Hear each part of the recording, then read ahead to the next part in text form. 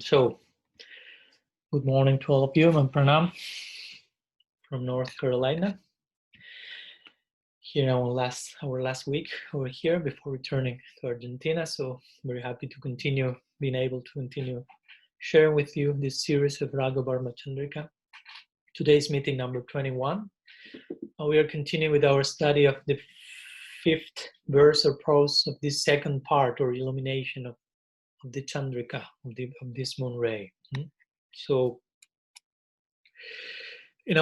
we'll make some brief recap. Today we will continue with the second part, as I said, and next week we'll finish, I think, first this fifth verse or prose in the second part of the book. But a brief recap of last previous Monday's lecture.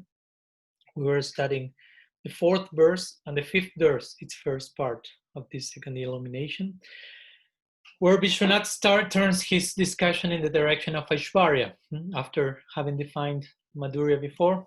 So he then continues in the fourth verse prose to define Aishwarya, majesty. So he defines it like that manifestation of God which is not depending of human-like sentiments and only exclusively reveals majestic, divine manifestation. That's what we call Aishwarya.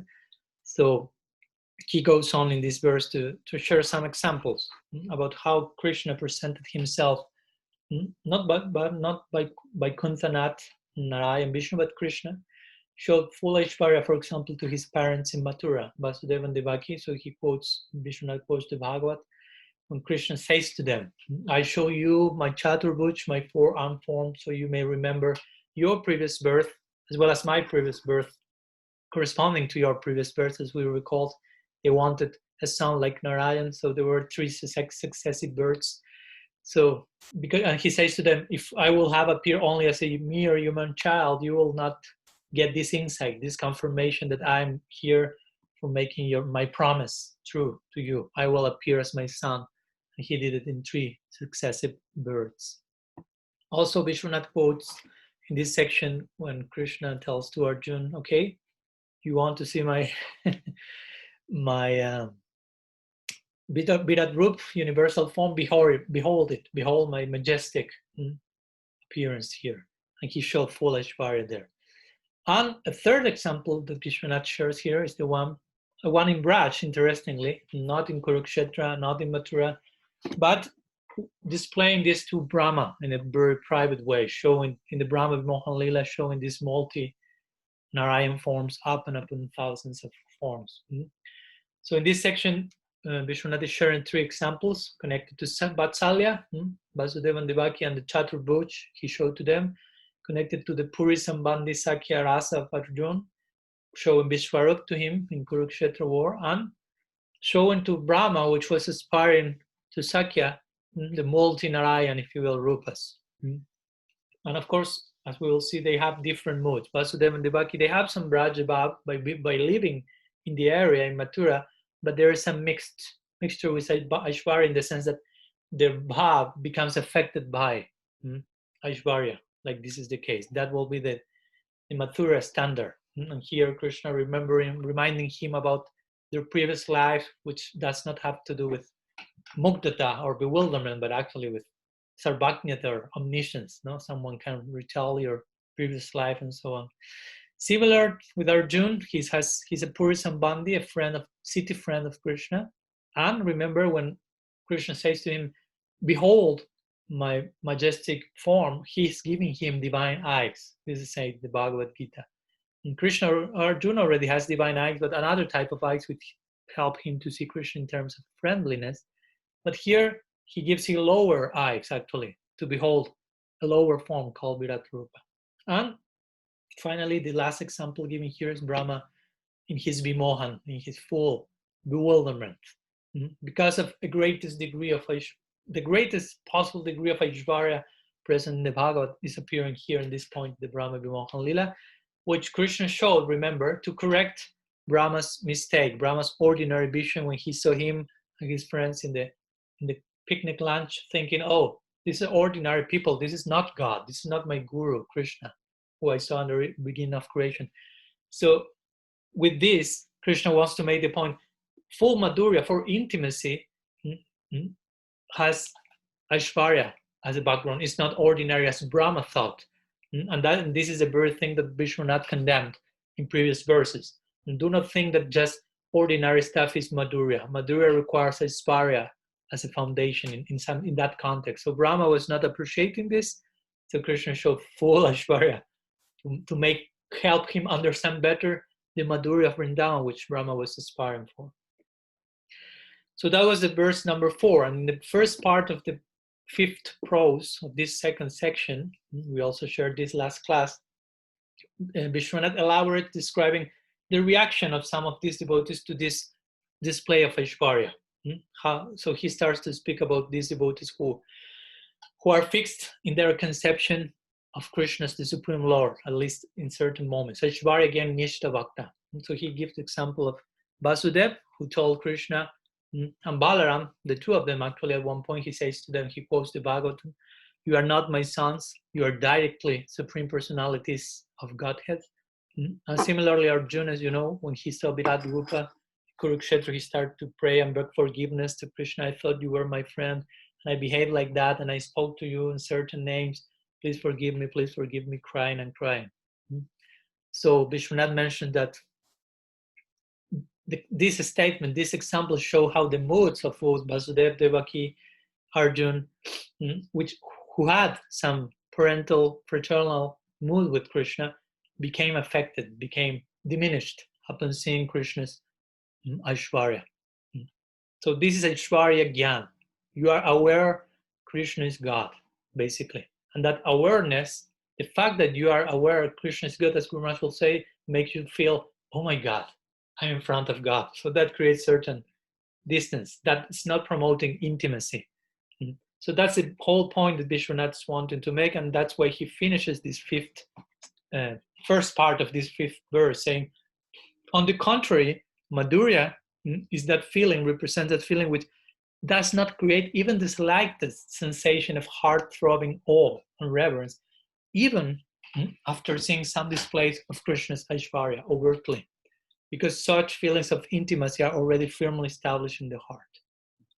So in this way here, Vishwanath speaks about Aishwarya, defines Aishwarya, speaks from the Lord's side, and then here he's analyzing the psychology of the mentioned devotees who were mentioned, that how they perceive that Aishwarya, how they react to that, mentioning 2 of the 3 examples, Vasudeva and Arjuna, not Brahma here.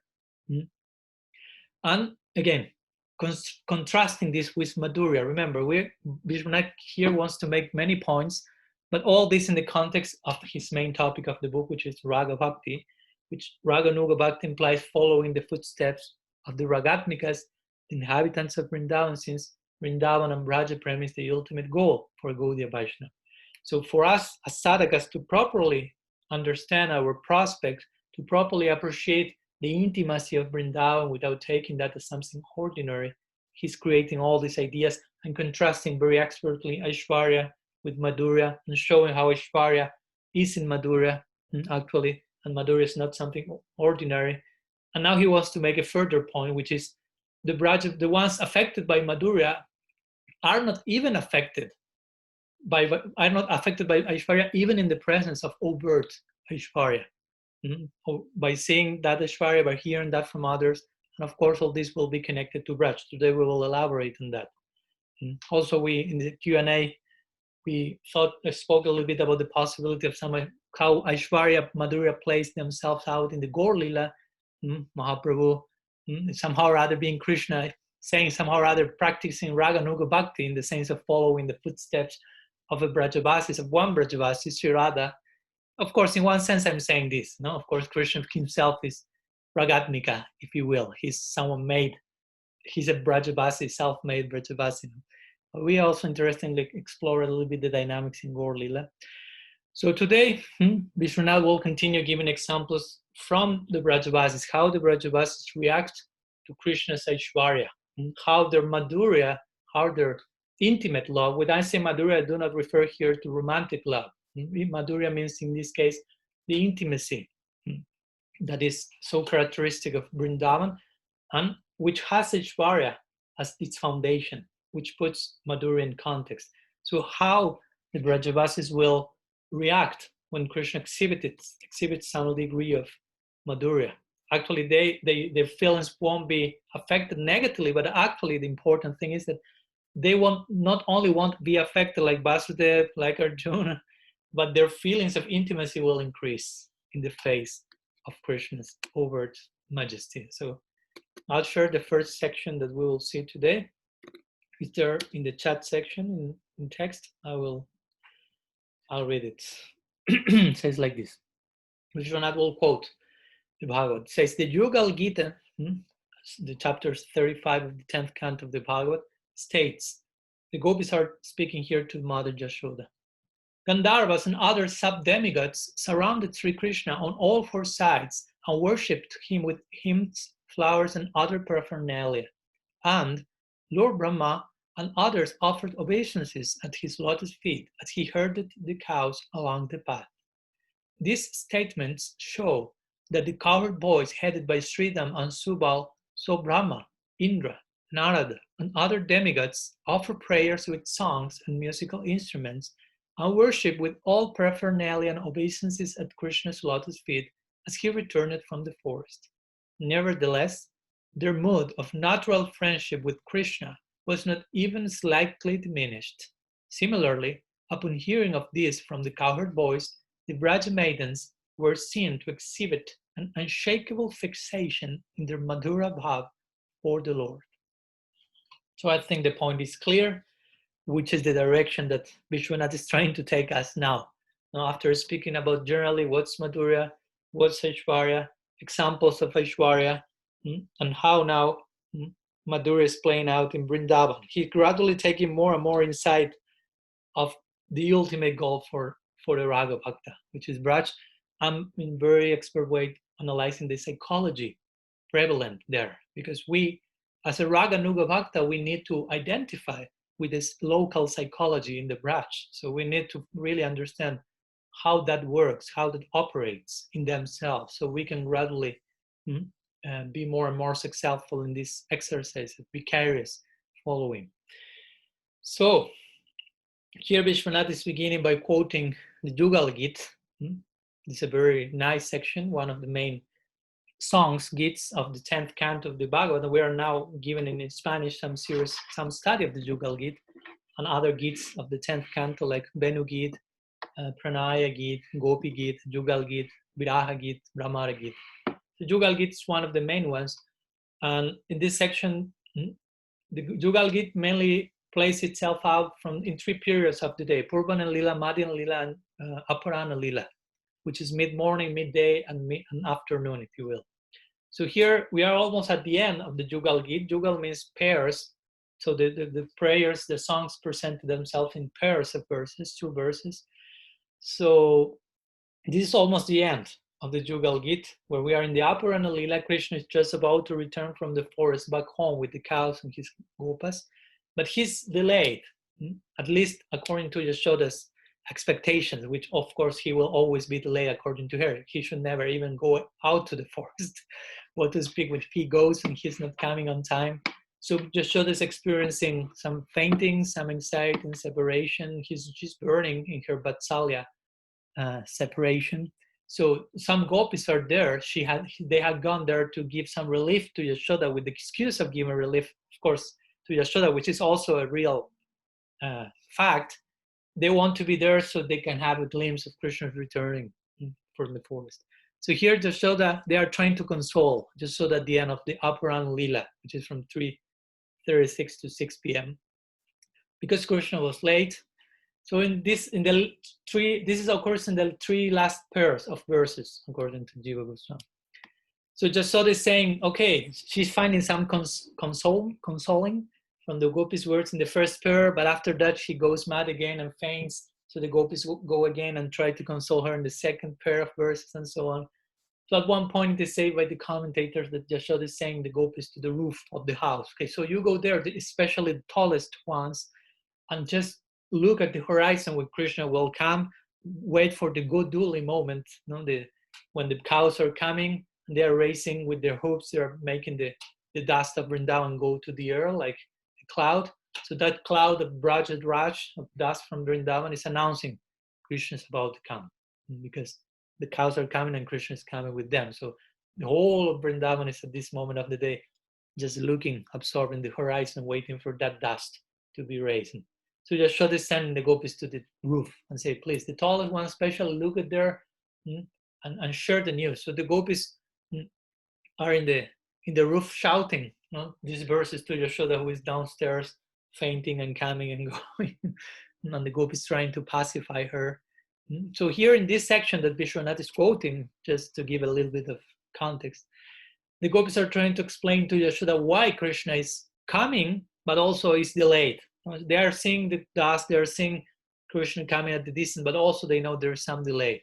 So which is the main reason? There are many reasons actually why he's delayed. He's playing with his friends, he's bathing with the cows and the Jamuna after a long day in the forest. They are tired, he's getting dressed again, and he takes his time for all these things.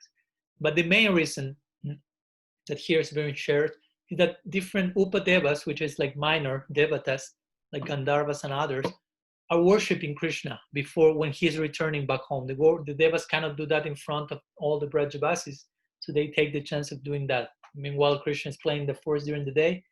They're contemplating all this from the heavens, but when he's about to leave the forest and going back home, they go down to earth, and they form like two rows along the path, and Krishna is going back with his friends and the cows, and the Gandharvas and these devas are worshipping him with music, instrumental music, songs, gifts that they are offering to him.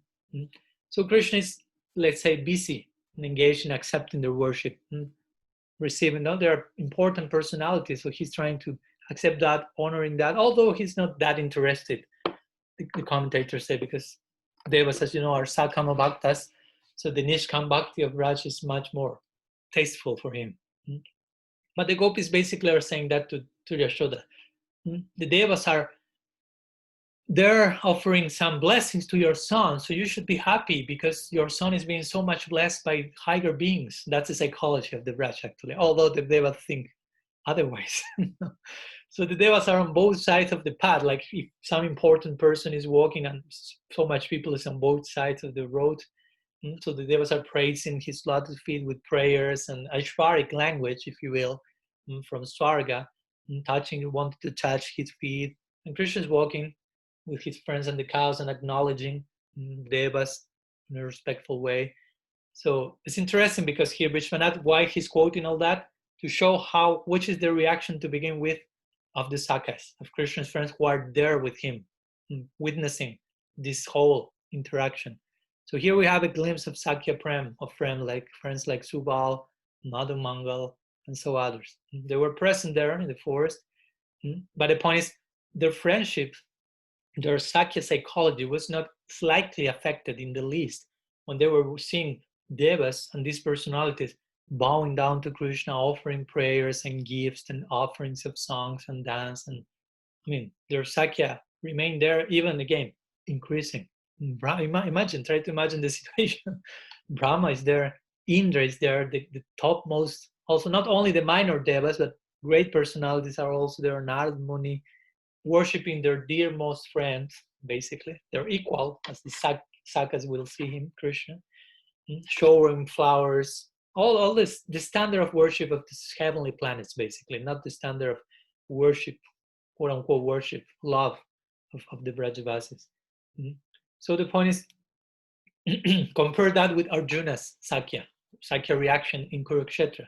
Vishwanath wants to create this contrast. So we realize, Arjuna is like crying and begging forgiveness that he called Krishna, you are my friend. I thought you were my friend, and such an offensive person. That's Arjuna's psychology in his own brand of Sakya. But we see here a very different reaction from the Brajavasi Sakya, which is one of the windows of opportunity in the Gaudiya Sampradaya, mainly along with, of course, Manjari Bhatt. So to further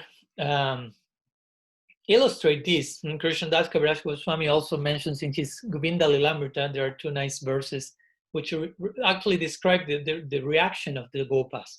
The Gopas were not only not affected, but they took all this situation like a big show, like a weird thing, basically. And so in the Govinda Lilamrita, they say that after the demigods left, no, after the devas offered their praise and they returned to their respective abodes, the Gopas, in their spontaneous, informal psychology, say to Krishna, or say between them actually, I'll say, look at these foolish demigods. They knew they are demigods. They know they don't they are aware because they are going there on a daily basis. This is a daily happening. Every time after Krishna returns back home, all the devas are coming praising. So it's like a for the Gopas, it's like on one side is annoyance because they are delaying the whole thing. On another thing is a funny thing because for the Gopas they seem like weird stuff. These people coming from heaven, and they are praising Krishna like that.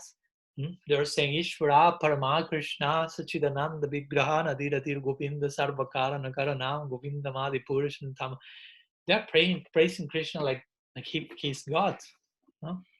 And they say between them, they don't know that actually Lord Vishnu is who gave the strength to our Hari to kill those demons, all these demons that we know, because Vishnu was pleased with Nanda Maharaj's worship of him. Nanda Maharaj worshipped Vishnu before having Krishna as his son. Vishnu is so pleased.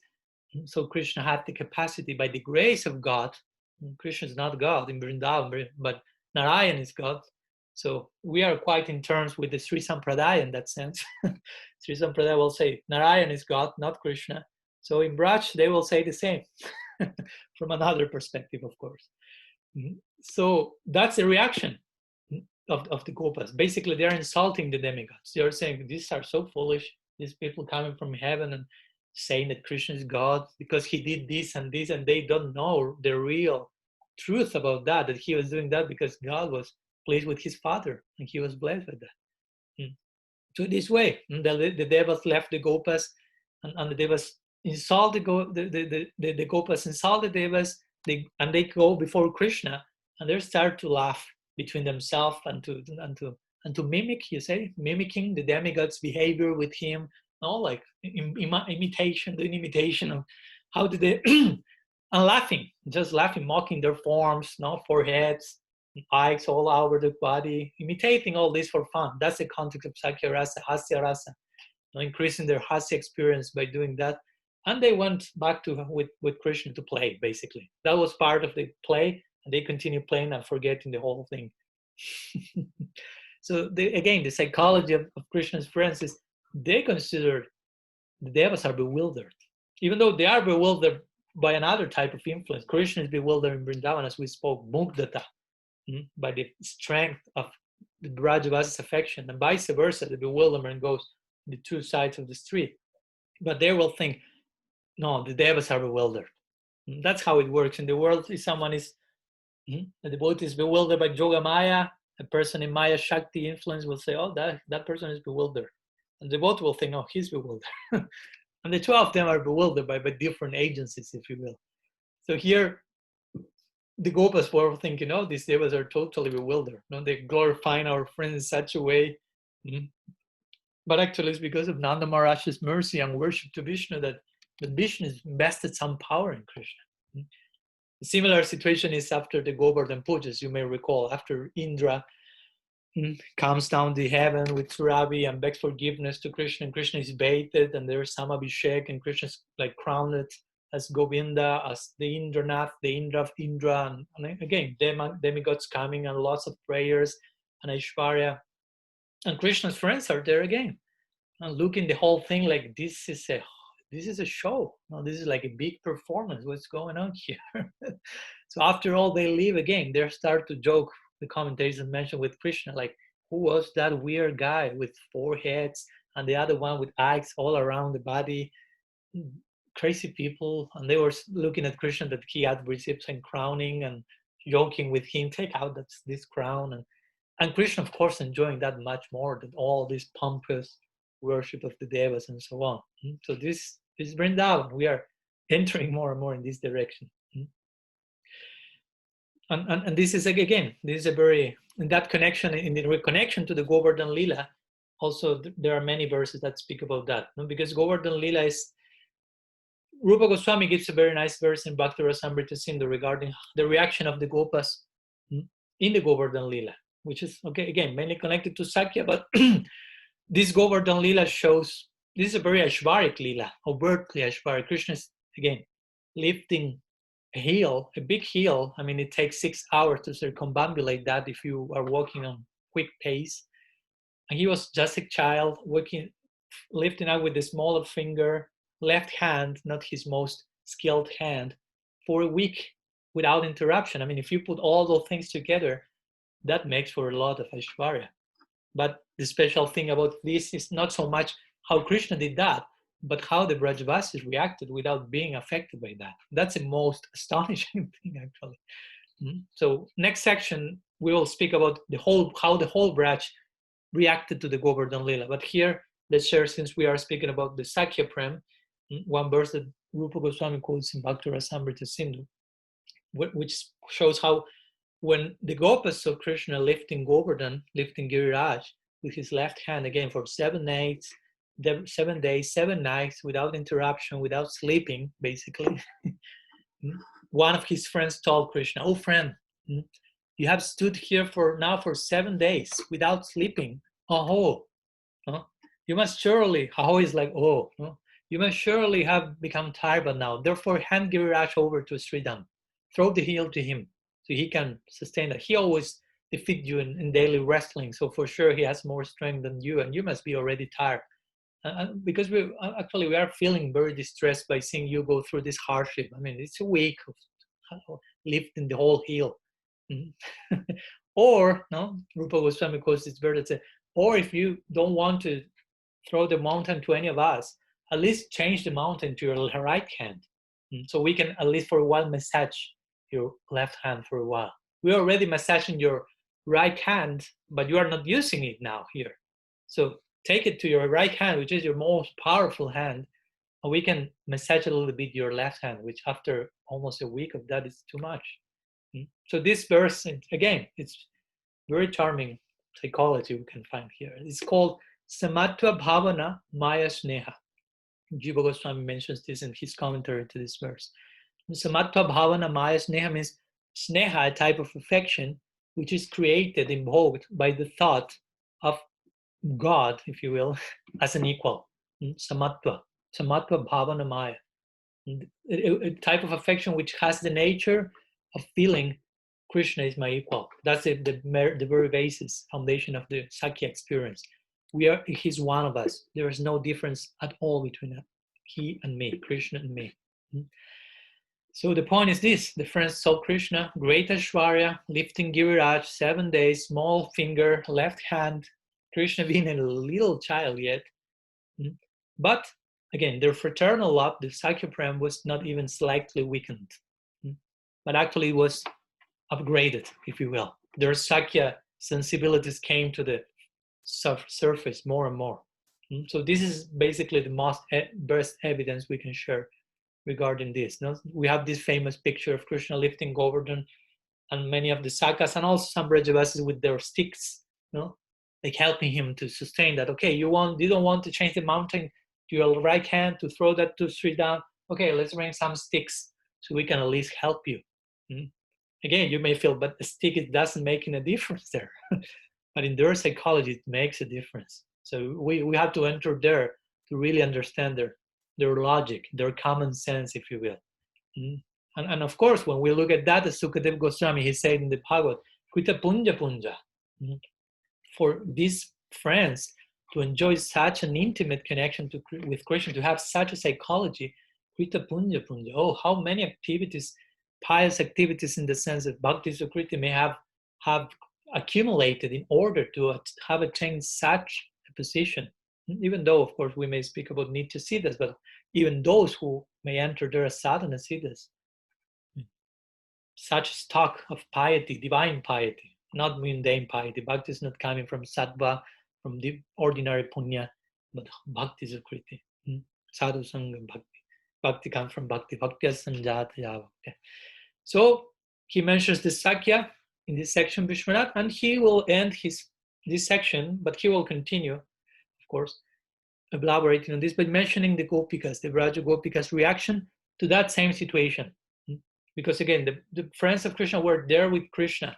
Well, the Devas were there offering prayers, going back to the Jugal Gita. Well, the Devas were offering prayers when Krishna was going back home. The Gopis were not there, but they heard about the situation. They heard from the Sakas that Brahma, Narada, and others worship Krishna while he returned to Braj in the afternoon. But again, this at all, it's like that this didn't weaken, you say? Yeah, weakened their romantic sensibilities toward Krishna. That's why Vishwanath says in the verse, they were seen to exhibit an unshakable fixation in their Madhurya Bhava. Nothing could move them from there. And again, not only did diminished, but it increased. As we will see now in the next section of the verse. So let's go to the second section that we are sharing today. We still are in the fifth verse or prose of this second illumination.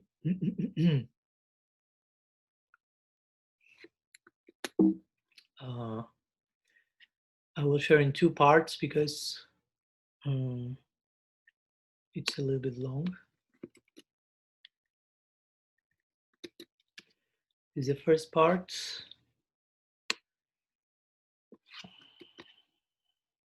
Oh, sorry, I sent it to only to, I don't know who he is, but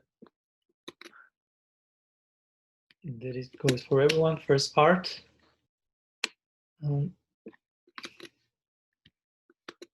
Second part.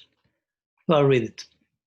So Vishwanath continues elaborating this idea, saying, in the same way, there was not the slightest weakening of Brajeshwari Srimati Yashoda's maternal love when she heard Nanda Maharaj's consoling words to the Brajavasis. Rather, due to the manifestation of maternal pride, her maternal love for Krishna only strengthened, and she delightfully thought, I am blessed to have the Supreme Lord as my son. These words indicate that the surge of maternal pride in the heart of Yashoda strengthened her Vatsalya Bhav in the same way that an ordinary mother whose son becomes the ruler of the world immediately feels even more motherly love for him. The Sakas thought, we too are blessed that our friend is the Supreme Lord. And the Brajat Gopis also thought, we are blessed that our beloved is the Supreme Lord.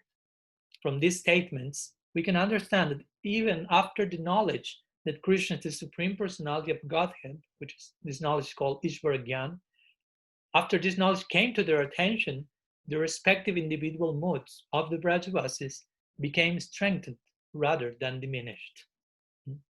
So again, Vishwanath is further expanding, unfolding these implications of being a Brajavasi. Not only their affection for Krishna is not affected, but is affected in the face of Aishwarya, but upgraded, becoming more intimate. So this is very, very unique theological perspective. So here Vishwanath is going further in further depth with the regarding Govardhan Lila that we were quoting before, and the implications of such Lila. This is a very nice Lila with so many layers of implications and thoughts. So after Krishna lifted the heel, now we are going back to Nanda and Yashoda. And he spoke before about the Sakas, how they reacted, and how the Gopis also reacted when hearing in the Jugal Gita. Then we spoke about the Gopas regarding how they react in the Govardhan Lila. So now we continue with the Govardhan Lila, but how Nanda Bhava and Yashoda reacted to the idea of Krishna lifted heel, and they didn't hear that from anyone. All of Braj was seeing himself, Krishna, doing that for 1 week in a row. That was a great blessing, of course, because all of the Braj had the chance of having uninterrupted darshan of Krishna for a week. That's not the case any single other day, because during the day, Krishna some moments with his friends, some moments with the gopis, some moments with his parents. So all of them experienced some degree of separation. But in this week, it was full sambhog, full joy of union, uninterruptedly for a week. So all of them knew about this. It's not that someone told them, oh, he lifted a heel. So after this, it was some of the elderly gopas, to say they were a little bit like, I don't know how to say, disturbed. So they went to Nanda Bhava, to the king of the kingdom of the cowherds, and say, like they were afraid about suggesting what was going on in their minds, but they had to. They revealed their minds to their king and saying like, well, sorry to say, but I don't know. We are suspecting, I don't know, after this display, extraordinary display of Krishna, he may, I don't know, maybe someone special. Someone special, I don't know. For us, he's our Krishna. They had this mamata, the perceptiveness. But we were thinking after such a display, 1 week holding this heel, he may be a demigod, maybe, or someone like God, or close to that, or maybe God himself. Oh, I don't know. Sorry. No, they may ask even forgiveness to Nanda Baba. Sorry to propose such a thing, but I mean, we cannot but think, be disturbed with that idea because of what he did. And their implication was, if that's the case, if Krishna is some extraordinary personality, perhaps you, Nanda Baba, you should refrain from chastising him. He may be God, and you are treating him like, again, this is not the same as this is some slight doubt that comes in the mind of the Brajavasis, but in a way that is actually increasing their intimacy. But at one point they're presenting that with ideas we will see to create a further wave of Vatsalya and intimacy in Braj. So this is not to be compared to the reactions of Vasudeva and Arjuna. So Nanda Baba hears such a proposal and he just chuckled, like nonsense. He gave his praman immediately, his evidence for dismissing altogether this whole argument. He said, well, basically, I know who God is. You are suggesting that my son may be God, but I know God. I know Vishnu. I worship him very faithfully every single day at home. And Vishnu Narayan, he's the epitome of balance. He's peaceful, he's equipoised, and so on. And I know Krishna. He lies, he steals, he becomes angry, he creates mischief. It is impossible for him to be God. He cannot be. God is really in peace. So try to enter into the psychology and try hopefully to become charmed by that, by this Gyan Sunya Bhakti, what Srila Simraj will call brain dead Bhakti. Full heart, actually, Bhakti means. Brain is not necessary there. So, and that's what Bhakti about. Bhakti has not to do with controlling the mind, but to make the heart being awaken the heart. So when the heart is awakened, fully awakened, like in the case of the Nitya Brajavasis, brain is not necessary at all. So, but Nanda Maharaj continues, no? Like he plays the devil's advocate, as you say in English. So in the case he will be God, given the benefit of the doubt, he continued saying, well, but in the case, if my son is God, I offer my obeisances to him.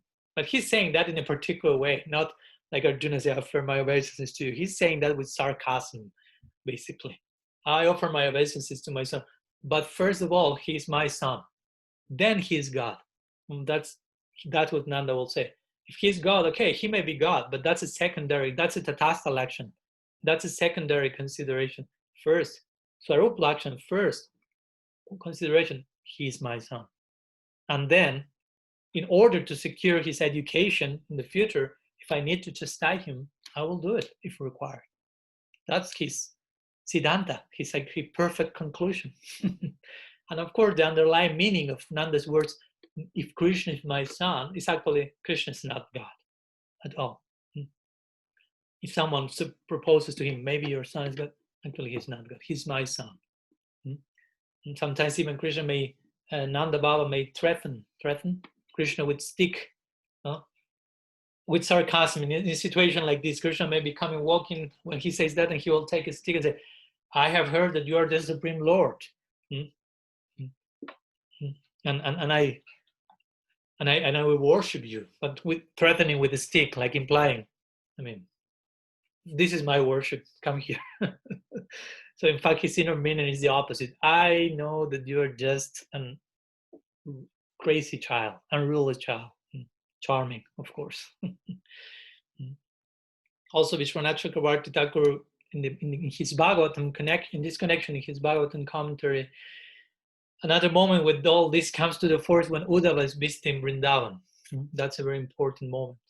So then Uddhava goes there. First of all, he visits Nanda Baba, Yashoda Mai, before speaking with the gopis and other Brajavasis. So there he goes to Nanda Baba, to Yashoda. He tries to console them by saying that your son is God. So no problem. He's everywhere. You don't have to lament and all this stuff. No? And Nanda Baba and Yashoda look at him like madman, a mad woman. Like, I thought you were an intelligent guy, but you're speaking pure nonsense. And they start to reply to him with words of sarcasm and so on. Similarly, in the famous solar eclipse in Kurukshetra, when Krishna is meeting the gopis, and Krishna appears like godly, basically, Aishwaric, coming from Dwarka as a prince, sometimes four-armed, mounted on elephants. Aishwarya is there in place. But the gopis are displacing all that by speaking to him in pure jest, actually. It seems that they are praising at some moment Krishna's godhood there, but all that in pure jest, basically. They are calling Krishna Yogeshwar, they're the controller for all mystic power, and all this name full of Aishwarya. But actually, through all that, the gopis were chastising Krishna by having abandoned them, basically. They were expressing their pain of separation. So by calling him God, actually they wanted to know, they were asking Krishna, so now that you are God in Dwarka, you are still remembering us in Vrindavan? We are in Vrindavan. You are still remembering us that you are God? No? If you say that God is omniscient, so you are God in Dwarka, do you still remember us in Braj? Us and all the Brajavasis? So that's the point. Even when they invoked the idea, the possibility that Krishna may be God, it's in this particular context, and generally to chastise him. In the Gopi Gita, the same thing. In the verse, famous 9th verse, Tavakatamritam Tapta Jivanam, Vishwanath Chakravarti Thakur shares a very nice purport to it, where the gopis are actually chastising Krishna from tip to toe. This word spoken by the gopis in Srimati Radharani's party, full of irony, sarcasm, lovingly chastising his beloved by calling him, oh, God. So, in this way, going back to Nanda Maharaj and consoling, the consolation of the pacifying the elderly Brajavasis, he pacified there immediately. He said that this, he cannot be God because of this, and even if he's God, this and this. And also he ended by quoting authorities. He invoked Shastra Praman, if you will. So he reminded the Brajavasis about the words of Garga Muni, when Krishna was born, and how he said that, oh, Krishna will be able to display majesty and miracles-like attributes by the grace of Narayan. So in that moment, it is said that the elder Brajavasi became pacified immediately, but Yasoda was also coming nearby, and also she heard these arguments, and she also started to laugh at the very possibility that their Kanayalal, her little darling, how can he be God? How could he be anyone other than my begotten son? It's my son, my Lala. So again, at that moment, Yashoda's love was not even slightly weakened. Although she heard all these consoling statements about Krishna's prowess and so on, but basically her Vatsalya bhav, her Vatsalya love for her son, was only strengthened more and more and more. Even if she realized, he may say, oh, my son is the Supreme Lord, therefore I'm fortunate. Remember, when Krishna was lifting the whole hill, to say that Yashoda was feeding him, thinking, okay, you are making so much effort, sacrifice, you must be hungry. So she was feeding him ladu, kachori, and so on. No? It is said that in the mother psychology, the main concern for mother is regarding the son is the belly. The belly. So Yashoda is always obsessed with kitchen duties. Now, whenever she's seeing Krishna, she always thinks, my son is growing thinner and thinner. And that's why she's always sending Sri Radha every single day to cook for him, because she knows of the blessing she received from Durvasa Muni.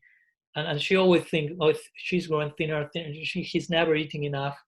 So imagine Krishna for a week lifting a Govardhan, so much energy invested there. So Yashoda was absorbed in her Vatsalya, but feeding him right to his mouth on a daily basis. So And Vishwanath, interestingly, when he invokes the example of Yashoda in connection to the Govardhan Lila, he gives a classical example that Guru Maharaj also likes to give a lot with some slight variation, which is mainly in connection to Yashoda, but of course it can mainly be applied to other rasas, but especially to the motherly eye, if you will. For example, he gives one example from this world, so we can relate the Brajadam with our daily experiences. And Guru Maharaj will say that's why the Braja Lila is so interesting and charming, because it gets so close to our human emotional realm. So Vishwanath gives that example when a mother is hearing that his son, for example, became the president of the country. Her love for him will not weaken, will not shrunk, but will increase actually. Guru Maharaj gives the example that the president may be giving his first presidential public talk to the whole country, and at one point will say, well, here's my mom who has supported me so much, so I want to invite her to say some few words, and the mother will go on to the stage and start to embrace him and kiss him and say, my darling, and he'll say, Mom, not here. No, here I'm the president for all these people. No? At home you can do all things you want, but here, please, a little bit more of Aishwarya. And also, of course, the other example that sometimes is given is that president, when he goes to the, sorry for the example, but to the White House, for example, in Argentina we have the pink house. Every country they have a different color. So the president goes to the presidential house, if you will, and the behavior with the president will be totally in the context of Aishwarya, if you will, in the context of he's the president. You cannot forget that the relationship will be full of Marriott, rectitude, and proper etiquette, the hands, formality, totally boring things, external, superficial, not a degree, slight sense of intimacy there. So that's kind of boring for everyone. I mean, if they have to do like that because it's their obligation, but when the president goes back home, again, in the present house, he has a certain dress, a certain level of interaction, but when he goes back home, he takes off the tie, the suit. He's no longer the president at home. That will be an upadi, a limiting adjunct, a superficial designation of his external job. But when he goes home, he won't be the president for his children. He will be dad. To his wife, he will be husband. Another mamata, another sense of mindness, of relationship there.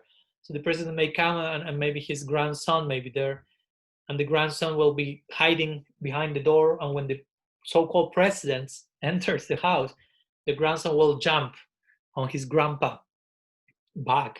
back and say, okay, now I want you to be a serpent, snake, and go to the floor.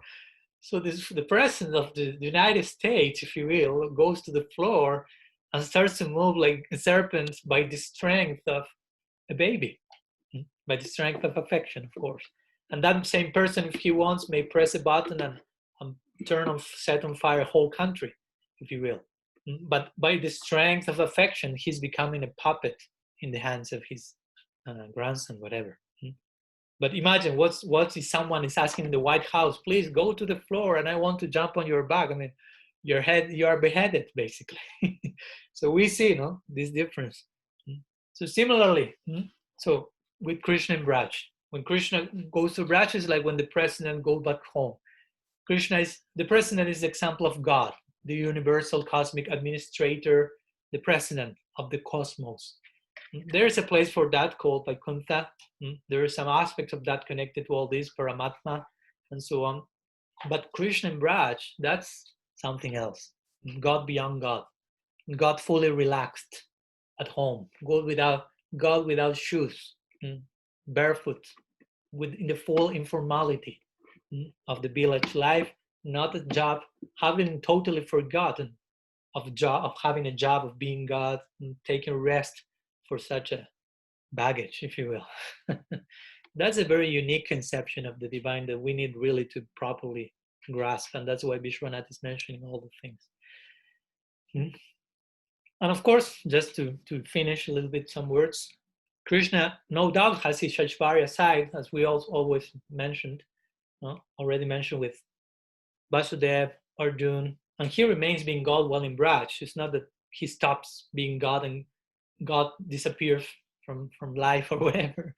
But this will be mainly overtly shown in abodes like Vaikuntha and so on, which express unlimited degree of Aishwarya, Sarvajñata, omniscience. But as Swayam Bhagavan, again, Krishna Stu Bhagavan Sayam, Braja Krishna Stu Bhagavan Sayam, he has only one business in Vrindavan, which is tasting rasa, basically. Being Lila Purushottam, totally dedicated to Lila, to love and interaction with the Brajavasis. And all that will be a byproduct of the love of the Brajavasis for him in Vrindavan, in his inner chamber, as we may call, or sometimes called Vaikunthavan, the forest in the spiritual world, Sri Vrindavan. That's his Madhurya. Even though, again, Aishwarya is there, remember, Aishwarya is there sometime in that period. But Madhurya is, that Aishwarya, as I always say, is fully buried under layers and layers of Madhurya, of intimacy.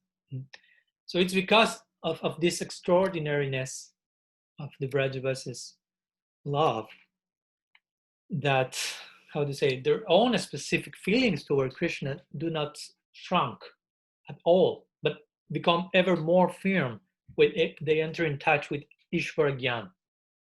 Vishwanath concludes saying this.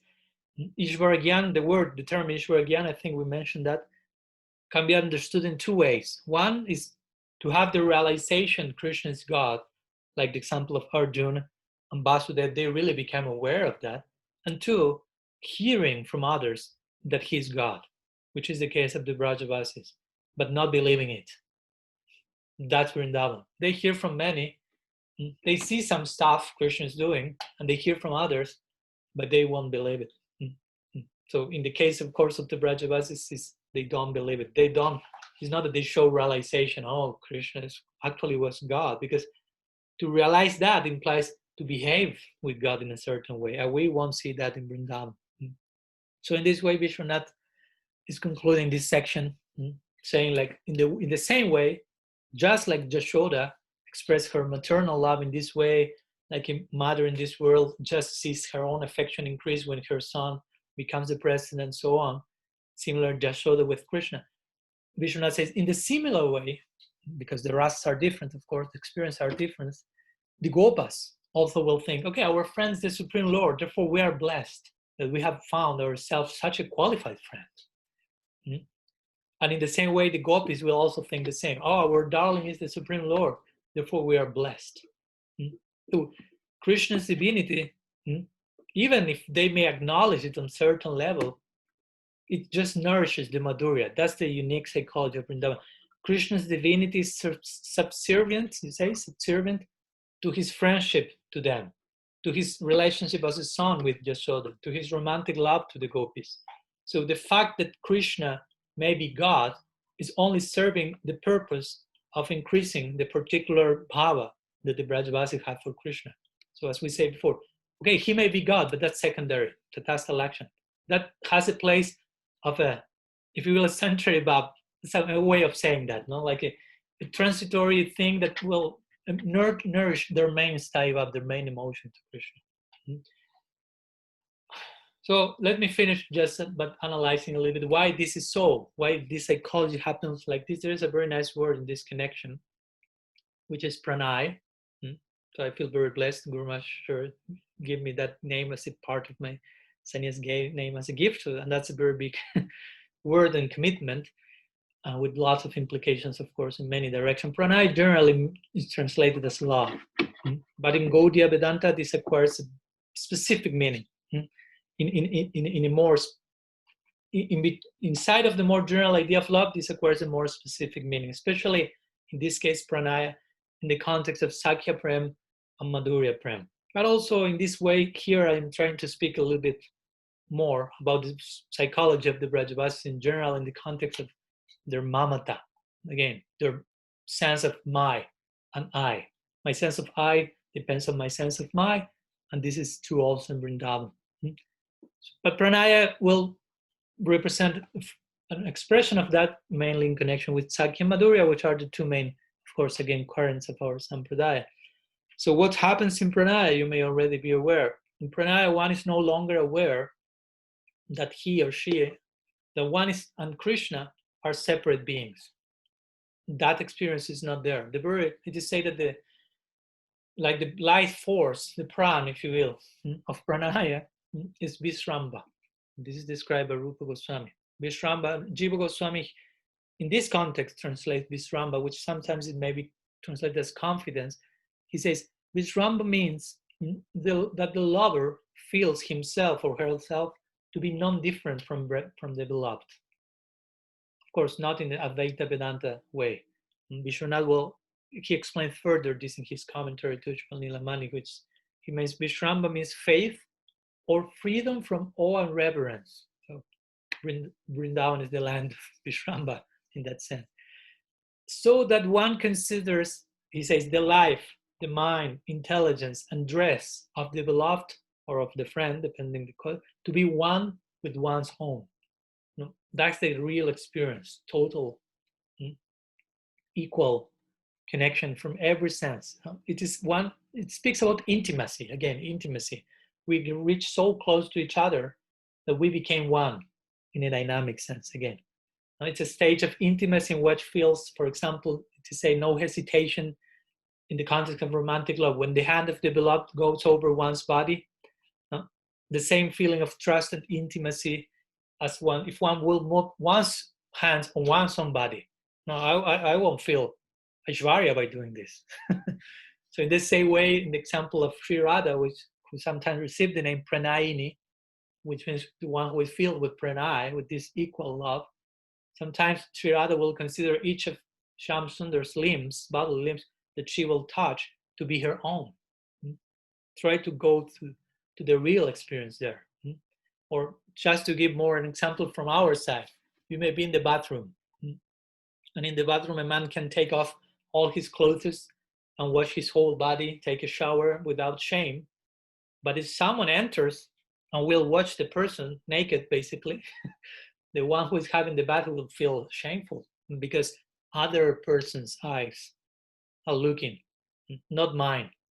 You follow? You create the difference of identity.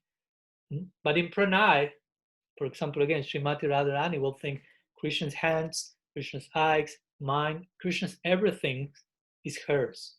So she will feel no shame because there's not pritak bhav, there's no sense of separate identity at all. So Krishna can do anything. There's no separation. And Guru Maharaj will say, he say one in one class, that if you touch your own body with your feet, you will ask forgiveness to yourself for doing that? No. Or you don't think twice in cleaning your own face with your own clothes. So similarly, he says, when Sri Radha is touching Krishna with her feet, she's not feeling ashamed. Or she won't ask Krishna, excuse me, can I take your garments to clean my face? No, she will take the pitambara, Krishna's yellow cloth, and just use it because, again, she's not feeling a difference there. So in other words, we could say that the main attribute of this pranay is like the lacking of self-consciousness. You are not aware of I in connection to the object of your love. Self-forgetfulness in divine love in this case. So this is very important, has a very, very important role in Sakya Prem and also reaching its zenith in Madhurya Prem. And of course, in this sense, this won't be present in Dasya Prem or Vatsalya Prem because, again, if you understand what's the psychology of Dasya and Vatsalya, that identification goes against the very idea of servant, being a servant and being the master, parent, and child. So, but in Sakya, again, they feel we are equal with our friend. And in Madhurya, there is another form of this pranay. So again, this is not a monist Advaiting type of union where love and the ones in love disappear, but actually a type of loving identification which creates the loss of the sense of I. But in terms only of being different from the object of one's love, as Guru Maharaj will say, two persons become, you and I become we, basically. The two people becoming one. That's what whole idea of love is about. So some words I want to share with you. So as a conclusion, I don't know, we'll say that everyone in Vrindavan, every resident of Vrindavan, even the grass, even the creepers, they will never believe that Krishna is God. That's the main point here. And to them, he's simply a friend, a son, a beloved, and whatever assertions of Krishna's godhood by others will be met with sarcasm, with humor. Yes, you are right, we're right, very good. If he is the Supreme Lord there, it is my desire that all become devoted to him, something like this. and by saying all the things, their affection for him will increase even further. And their conversation about Krishna's godhood will end there. So in the same way, today our conversation is finishing here. So if you have any question, any commentary you would like to share, we have some minutes.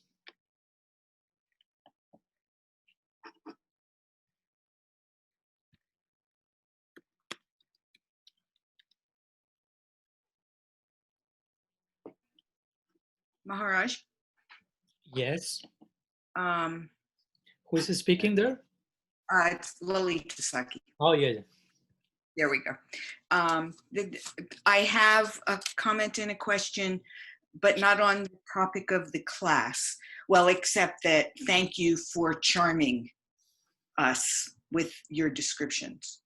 You said we have to try to become charmed by it, and you definitely helped with that. But may I ask a different question? Not on a different topic. It's something you said. It's about going back to Argentina. Okay. So that's very good news for you, and it's very good news for the devotees in Argentina. I appreciate that. It's not very good news for us. I'm wondering if you're going to, I mean, it's a hard, I don't know, it's a huge question to ask. I don't know what the time difference is. Will you give more classes here? I don't even know if it's possible. Of course, I mean, we have to continue with the Raga-vartma-candrika, first of all, because we are not finishing that. Yay. I was not saying that I'm going to Argentina, like implying, so the series are over, so we won't finish the whole thing. No, of course, the idea is to continue. I may just interrupt one lecture because I will be just arriving to Argentina on the next Thursday. But yeah, and after finishing Raga-vartma-candrika, I may take some rest if you allow me. Well deserved. Because also it will be the month of, I mean, we will be during the month of Purushottam, which is starting soon. We will continue, I think, with Raga-vartma-candrika till now then. But then we will come Kartik. So I think in Kartik I will take a rest of giving lectures and try to intensify other aspects of bhajan. But yeah, of course, after that, the idea will be to see how we may continue with another series. So open for suggestions as well. Yeah, the time difference is such that it's not too. It may change only 1 hour. No, I mean it's 1 hour difference. So I may change it to 1 hour. I will let you know next Monday. That will be our last lecture before I go back to Argentina. I'll think about it. Okay, well, thank you very much. Thank you. You are the ones here and there engaging me in trying to share something. So I'm the grateful and the blessed one. Thank you very much. What else? Something else?